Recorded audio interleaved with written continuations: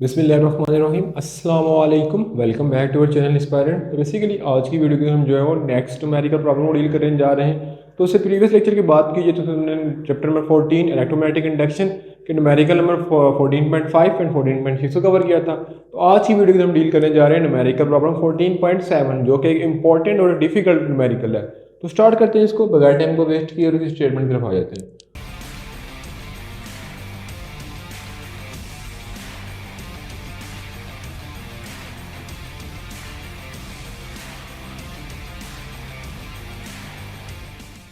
तो बेसिकली अगर इस स्टेटमेंट की तरफ फोकस किया जाए, इस स्टेटमेंट में लिखा हुआ है कि a rectangular side of 8 centimetre and 2 centimetre. ठीक है, हमारे पास एक रेक्टेंगल है। ठीक है, यहाँ पे हम बना लेते हैं एक रेक्टेंगल। ठीक है, मैंने यहाँ पे एक रेक्टेंगल बना लिया।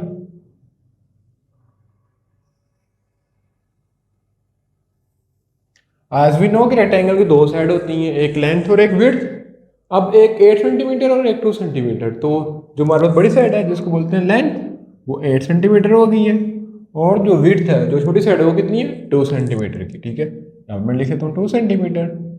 ठीक है, उसके बाद फर्दर देखते हैं। उसके बाद फर्दर देखा जाए तो हमारे पास और क्या है?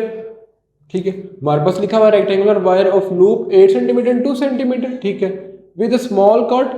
अब इसके एक साइड पे एक स्मॉल कट है, छोटा सा। ठीक है, ये कट ही लगा दिया। ठीक है, अब ये स्मॉल कट है। ठीक है, with small cut moving out of region of uniform magnetic field. तो इसके अंदर से मैग्नेटिक फील्ड निकल रही है। ठीक है, तो यहाँ पे मैग्नेटिक फील्ड की ड्रा कर लेता हूँ।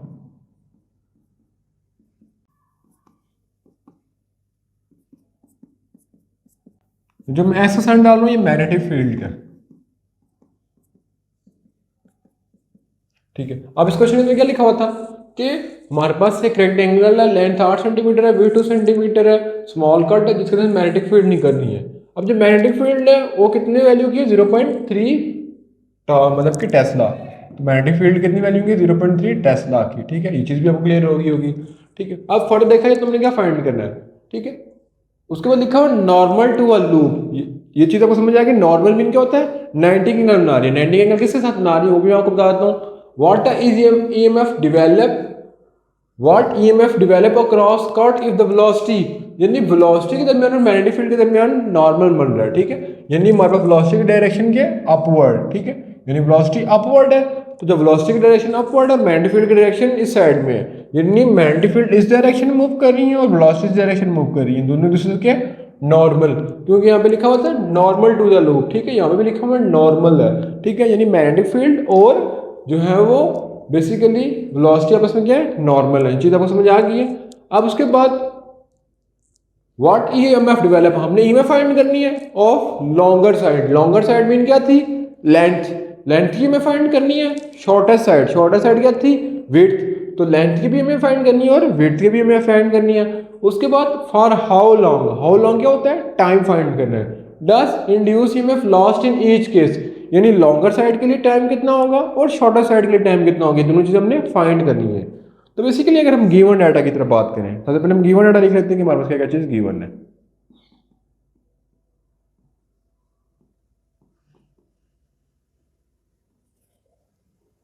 तो हमारे पास क्या चीज़ गिवन है? फर्स्ट ऑफ ऑल हमारे पास सबसे पहले गिवन थी लेंथ, लेंथ ऑफ रेक्टेंगल,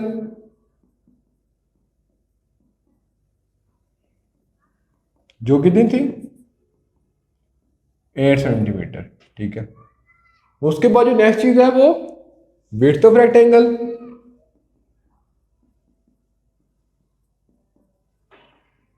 जिसकी मैं लिखता हूँ L of W. Length of rectangle और विड्थ ऑफ रेक्टेंगल कितनी है? 2 सेंटीमीटर। ठीक है, ये चीज़ आपको क्लियर है। अगर मैं फर्दर करूँ तो सेंटीमीटर को मीटर में चेंज करने के क्या होगा?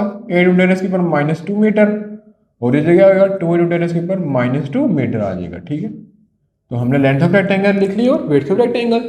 उसके बाद अगर फर्दर देखा जाए, ठीक है, नेक्स्ट जगह की वन है यूनिफॉर्म मैग्नेटिक फील्ड। ठीक है, मैग्नेटिक फील्ड की वन है,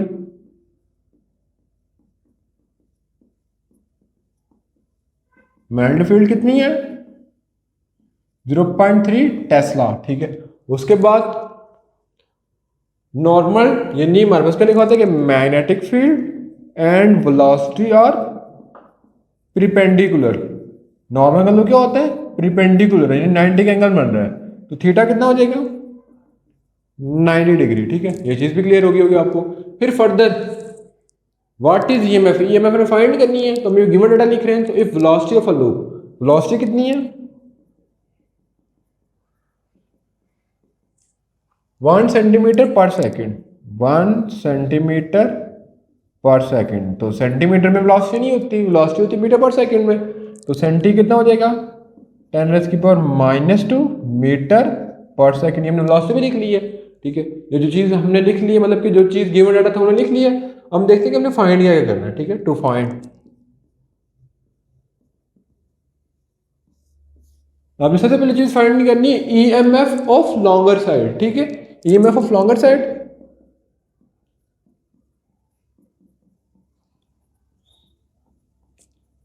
जिसको मैं कह दूंगा कि लॉन्गर साइड हमारे पास क्या थी, रेक्टेंगल की लेंथ, मतलब कि अगर मैं यहाँ पे छोटा सा रेक्टेंगल ड्रॉ कर लूँ। ठीक है, अब ये चीज़ लेंथ होती है, ये विड्थ होती है, ये शॉर्टेस्ट साइड है, ये लॉन्गर साइड है। तो हमें निकालनी थी लेंथ की, लॉन्गर साइड लेंथ है, इसको फाइंड करना है।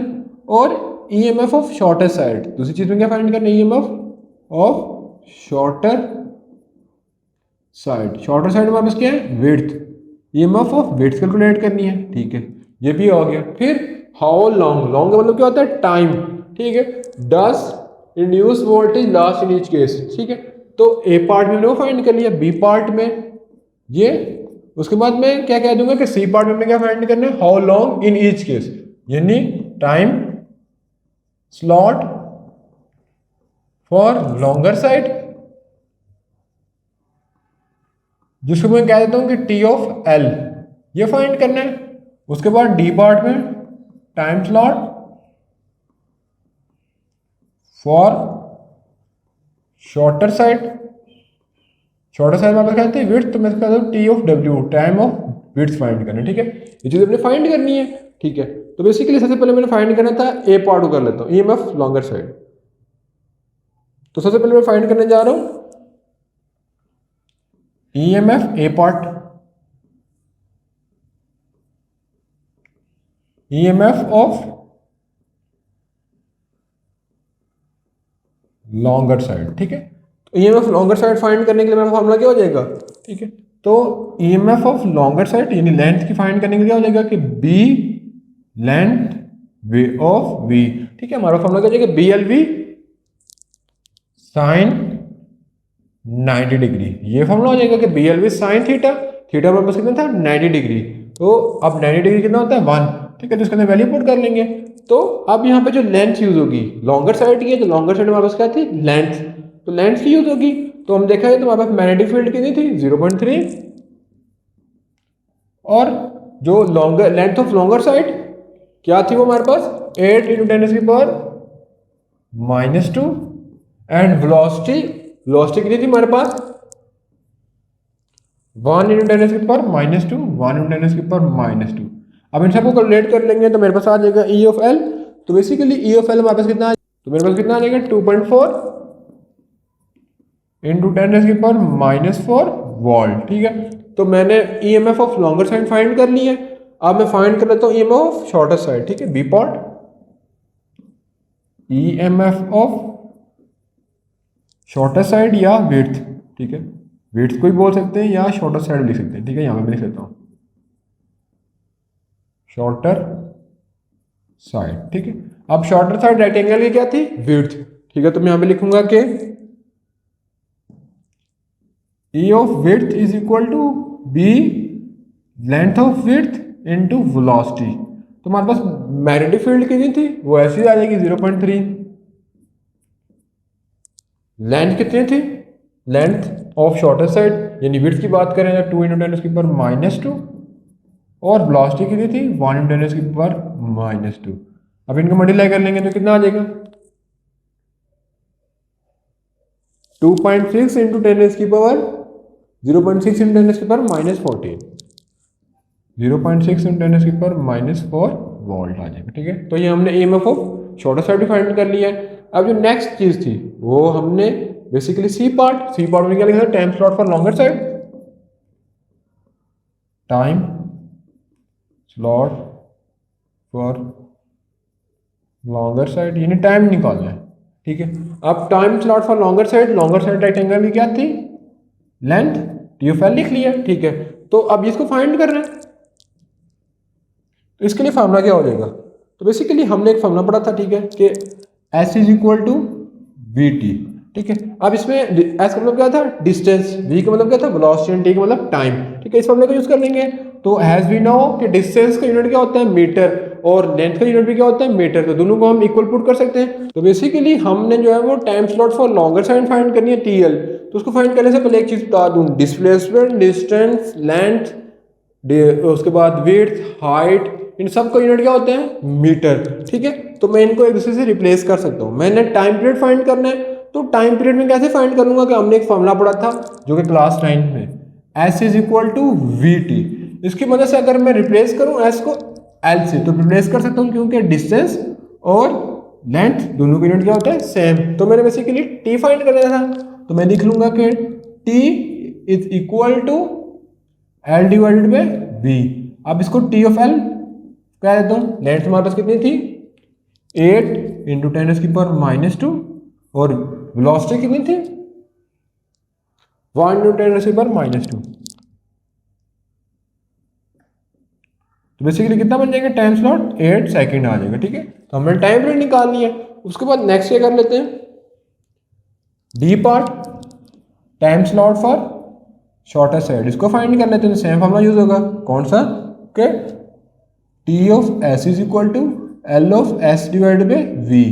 एल ऑफ एस हमारे पास कितना था, 2 इंटू 10⁻², और ये था 1 इंटू 10⁻², तो ये कितना आ जाएगा, 2 सेकेंड, ठीक है। तो बेसिकली ये थी न्यूमेरिकल प्रॉब्लम नंबर 14.7, जिसके अंदर हमने बेसिकली बहुत ईजी था, थोड़ा बहुत जो कॉन्सेप्चुअल था, जिसकी कॉन्सेप्ट लेते हुए हमने डायग्राम ड्रा कर ली, और हमने बताया कि बेसिकली मैग्नेटिक फील्ड में हम शॉर्टर साइड और लॉन्गर साइड को कैसे फाइंड करेंगे, ठीक है। तो बेसिकली ये थी आज की वीडियो, जिसके अंदर हमने न्यूमेरिकल प्रॉब्लम 14.7 को डील किया। तो इंशाल्लाह नेक्स्ट वीडियो के अंदर हम जो न्यूमेरिकल प्रॉब्लम 14.8 एंड 9 को डील करेंगे। तो मिलेंगे नेक्स्ट पार्ट में, तब तक अल्लाह ने के बाद।